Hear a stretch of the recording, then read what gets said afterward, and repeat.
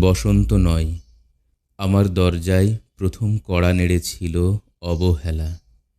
ভেবেছিলাম অনেকগুলো বর্ষা শেষে শরতের উষ্ণতা মিশে এলো বুঝি বসন্ত।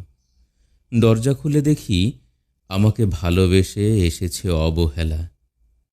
মধ্য দুপুরে তির্যক রোদের মতো অনেকটা নির্লজ্জভাবে আমাকে আলিঙ্গন করে নিয়েছিল অনাকাঙ্ক্ষিত অবহেলা। আমি চারপাশে তাকিয়ে দেখেছিলাম আমার দিনদশায় কারো করুণা বা আর্তিব পেখম ছড়িয়ে আছে কিনা। ছিল না।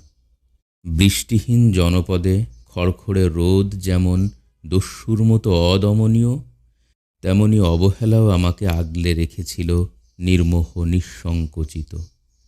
আমি অবহেলাকে পেছনে ফেলে একবার ভোঁদৌড় দিয়ে এগিয়ে গিয়েছিলাম।